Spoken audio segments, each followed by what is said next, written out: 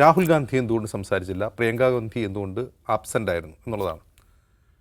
പ്രിയങ്ക ഗാന്ധി പിന്നീട് അതിന് വിശദീകരണം നൽകി. അവരുടെ ഒരു അടുത്ത ബന്ധുവിൻ്റെ ചികിത്സാർത്ഥം അവർ വിദേശത്തായിരുന്നു. ചിലപ്പോൾ അത് നേരത്തെ ഷെഡ്യൂൾ ചെയ്തതായിരിക്കാം. അപ്പോൾ അതുകൊണ്ട് തന്നെ ഇപ്പോൾ ഇങ്ങനെയൊരു സംഭവം വരുമ്പോൾ അവർക്ക് പങ്കെടുക്കാൻ കഴിഞ്ഞില്ല. സ്വാഭാവികമാണ്. അപ്പോൾ പ്രിയങ്ക ഗാന്ധി മാത്രമല്ല, വേറെ 2 പേർ കൂടി ആബ്സെൻ്റ് ആയിരുന്നു ഇന്ത്യ മുന്നണിയിൽ നിന്ന്. വോട്ടിംഗ് പരിശോധിക്കുമ്പോൾ 5 പേർ NDA പക്ഷത്തു നിന്ന് ആബ്സെൻ്റ് ആയിരുന്നു. അപ്പോൾ സ്വാഭാവികമായിട്ടും വരാവുന്ന ലീവുകളാണതെല്ലാം എന്ന് മനസ്സിലാക്കണം.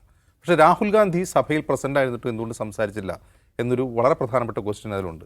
പക്ഷേ രാഹുൽ ഗാന്ധിയുടെ നിലപാട് തൊട്ട് തലേദിവസം അദ്ദേഹം എക്സിൽ കുറിച്ചിരുന്നു. അദ്ദേഹം എന്തുകൊണ്ട് ഡിബേറ്റിൽ പങ്കെടുത്തില്ല എന്നുള്ളത് വളരെ സ്ട്രാറ്റജിക് ആയിട്ടുള്ള കോൺഗ്രസിൻ്റെ ഒരു മൂവായിട്ടാണ് എനിക്ക് തോന്നിയത്. അതിന് 2 തലങ്ങളുണ്ട്. ഒന്ന്, രാഹുൽ ഗാന്ധി പ്രധാന പ്രാസംഗികനാകുമ്പോൾ, രാഹുൽ ഗാന്ധിയാണ് ഇപ്പോൾ ഓപ്പൺ ചെയ്യുന്നതെന്ന് കരുതുക, ബില്ലിനെതിരായിട്ടുള്ള അറ്റാക്ക് ഓപ്പൺ ചെയ്യുന്നത് കരുതുക. BJPയുടെ ഭാഗത്തു നിന്നുള്ള അറ്റാക്ക് ആർക്കെതിരെയായിരിക്കും? ബില്ലിലായിരിക്കില്ല ആ ഡിസ്കഷൻ ഉണ്ടാവുക.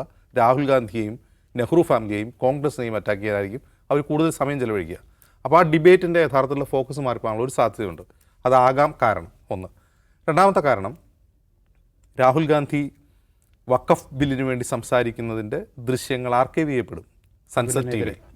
അത് വരാൻ പോകുന്ന തെരഞ്ഞെടുപ്പുകളിൽ എങ്ങനെയൊക്കെയാണ് ഡിസ്റ്റോർട്ട് ചെയ്ത് BJPയുടെ IT സെൽ പ്രചരിപ്പിക്കുക എന്ന് അവർക്ക് ഊഹിക്കാൻ കഴിയും. മൂന്നാമത്തെ കാര്യം, രാഹുൽ ഗാന്ധി വഖഫ് ബില്ലിന് വേണ്ടി സംസാരിക്കുമ്പോൾ സ്വാഭാവികമായിട്ടും മുസ്ലിം റൈറ്റിന് വേണ്ടിയാണ് സംസാരിക്കുക. കോൺഗ്രസ് എന്ന പാർട്ടി മുസ്ലിം റൈറ്റിന് വേണ്ടി എക്സ്പ്ലിസിറ്റായിട്ട് സംസാരിക്കുന്നു എന്ന് വരിക. അതിലൊരു പ്രശ്നമുണ്ട്. പക്ഷേ എക്സ്പ്ലിസിറ്റായിട്ട് സംസാരിക്കുന്നു എന്ന് വയ്ക്കുക. അത് ഉത്തരേന്ത്യയിൽ BJP സെല്ല് ചെയ്യാൻ പോകുന്ന വേറെ രീതിയിലാണ്. ഞാൻ ഔഫലിനോട് പേഴ്സണലായിട്ട് ഒരിക്കലും പറഞ്ഞിട്ടുണ്ട്. ഞാൻ മധ്യപ്രദേശ് ഇലക്ഷൻ റിപ്പോർട്ട് ചെയ്യാൻ പോവാണ്. അപ്പോൾ മധ്യപ്രദേശിൽ നമ്മൾ പുറത്തിറങ്ങി വന്നു കഴിഞ്ഞാൽ എല്ലാ മനുഷ്യരും ശിവരാജ് സിംഗ് ചൗഹാൻ സർക്കാരിനെതിരെ ഇങ്ങനെ സംസാരിച്ചുകൊണ്ടേയിരിക്കുകയാണ്. ഒരു രക്ഷയില്ല ജീവിക്കാൻ. കാർഷികോൽപ്പന്നങ്ങൾക്ക് വിലയില്ല, വിലക്കയറ്റം, നമ്മൾ കൊടുക്കുന്ന സാധനത്തിനൊന്നും വിലയില്ല, നമ്മൾ വാങ്ങുന്ന എല്ലാ സാധനത്തിനും വില.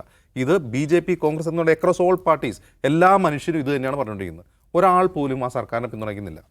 അപ്പം ഞാൻ ഇതൊന്ന് ബൈറ്റ് എടുക്കാം എന്ന് കരുതിയിട്ട് ഒരു ഫാമിൽ പോവാണ്, ഒരു വയലിൽ പോവുക. അപ്പോൾ അവിടെ കുറേ അധികം കർഷകർ ഇന്ന് നെല്ല് കൊയ്യുന്നു, ഗോതമ്പ് കൊയ്യുന്നു, അതിങ്ങനെ കൊയ്തെടുക്കുന്നു, ഇതൊക്കെ ചെയ്തുകൊണ്ടിരിക്കുകയാണ്. മെഷീനറിയൊക്കെ ഉണ്ട്. അപ്പോൾ അവർ BJP വോട്ടേഴ്സാണ്. മോദിജിയെ ആരാധിക്കുന്ന, മോദിജി കൊള്ളാമെന്ന് പറയുന്ന മാമ കൊള്ളില്ല. മാമ മീൻസ് ശിവരാജ് സിംഗ് ചൗഹാൻ കൊള്ളില്ല. അപ്പോൾ ഞാൻ അവരുടെ ബൈറ്റ് എന്തുകൊണ്ട് കൊള്ളില്ല? അപ്പോൾ അവർ പറയുകയാണ് മൊത്തം ഉദ്യോഗസ്ഥരുടെ അഴിമതിയാണ്, ഞങ്ങൾക്ക് ഒന്നും കിട്ടുന്നില്ല എന്നൊക്കെ പറഞ്ഞ് ഇങ്ങനെ പരാതി പറഞ്ഞുകൊണ്ടിരിക്കുമ്പോൾ ഞാൻ ചോദിച്ചു, അങ്ങനെയാണെങ്കിൽ കോൺഗ്രസിന് വോട്ട് ചെയ്തുകൂടെ എന്ന് ചോദിച്ചു. മാമയൊരു ഈ മനുഷ്യൻ, അതായത് ഒരു 60-70 വയസ്സുള്ള മനുഷ്യനോ, ഇയാൾ അട്ടഹസിച്ചിരിക്കുകയാണ്. അപ്പോൾ ഞാൻ വണ്ടറടിച്ചതൊക്കെ എന്താണ്, കോൺഗ്രസ് തോ മുസ്ലിം പാർട്ടിയെ ബായി. ഇതാണ് ഒരു ടിപ്പിക്കൽ വോട്ടറുടെ മനസ്ഥിതി. അതായത് കോൺഗ്രസിനെ ഖാൻഗ്രസ് എന്ന് വിശദീകരിക്കുന്നതിൽ BJP IT സെൽ അവിടെ വിജയിച്ചിട്ടുണ്ട്. അത് ആളുകൾ ഏറ്റെടുത്തിട്ടുണ്ട്. അപ്പോൾ ഒരു മുസ്ലിം കോസിന് വേണ്ടി രാഹുൽ ഗാന്ധി സംസാരിച്ചാൽ അത് തീർച്ചയായിട്ടും ഇലക്ട്രൽ ഇതിൽ കോൺഗ്രസിന് എതിരായിട്ട് വരും എന്ന് കോൺഗ്രസ് മനസ്സിലാക്കുന്നുണ്ട്. അപ്പോൾ അതങ്ങനെ തന്നെ പറയണമോ? ഇപ്പോൾ ഉദാഹരണത്തിന് ഇപ്പോൾ നൂഹ് ജില്ലയിൽ കലാപമുണ്ടായപ്പോൾ രാഹുൽ ഗാന്ധി അവിടെ പോയില്ല എന്നുള്ളത് വിമർശിക്കപ്പെട്ടിരുന്നു. അത് പോകാത്തത് മുസ്ലിം കോസിനെ രാഹുൽ ഗാന്ധിയോ കോൺഗ്രസ് സപ്പോർട്ട് ചെയ്യാത്തതുകൊണ്ടല്ല, അത് BJP അതിനെ എങ്ങനെ ഉപയോഗിക്കും എന്നുള്ളത് ഭയന്നാണ്. അങ്ങനെ ഭയക്കണമോ വേണ്ടേ എന്നുള്ളത് മറ്റൊരു കാര്യം. പക്ഷേ രാഹുൽ ഗാന്ധി ഈ 3 കാരണത്താലായിരിക്കും സംസാരിക്കാതിരുന്നതാണ് ഞാൻ കരുതുന്നത്. അത് BJP അതിൻ്റെ പ്രസംഗത്തെ എങ്ങനെ വ്യാഖ്യാനിക്കും? ഒരു മുസ്ലിം കോസിനൊപ്പം നിന്ന് കഴിഞ്ഞാൽ കോൺഗ്രസിനെ ഒരു ഖാൻഗ്രസ് ആയിട്ട് ഇവർ പെയിൻറ്റ് ചെയ്യും. മറ്റൊന്ന്, ഒരു കോർഡിനേറ്റഡ് ആയിട്ടുള്ള അറ്റാക്ക് നേരത്തെ തന്നെ പ്ലാൻ ചെയ്തു. അപ്പോൾ രാഹുൽ ഗാന്ധി പ്രസംഗിക്കാതിരിക്കുന്നതുകൊണ്ടുള്ള മറ്റൊരു ഗുണം എന്ന് പറഞ്ഞത്, ഇന്ത്യ മുന്നണിയിലെ മറ്റെല്ലാ പാർട്ടികൾക്കും മതിയായ സമയം നൽകി അവർക്ക് ആ ഡിബേറ്റിൽ പങ്കെടുക്കാനുള്ള അവസരം കൂടി ഉണ്ടായി. അല്ലെങ്കിൽ രാഹുൽ ഗാന്ധി തന്നെ ആ പ്രസംഗം മൊത്തം രാഹുലിൻ്റെ പ്രസംഗത്തിലേക്ക് ചുരുങ്ങിപ്പോവും. ഇപ്പോൾ രാഹുൽ ഇന്നലെ പ്രസംഗിച്ചത് എന്താ സംഭവിക്കുക? ഇന്ന് നമ്മൾ സംസാരിക്കുക രാഹുൽ ഗാന്ധിയുടെ പ്രസംഗത്തെക്കുറിച്ചായിരിക്കും.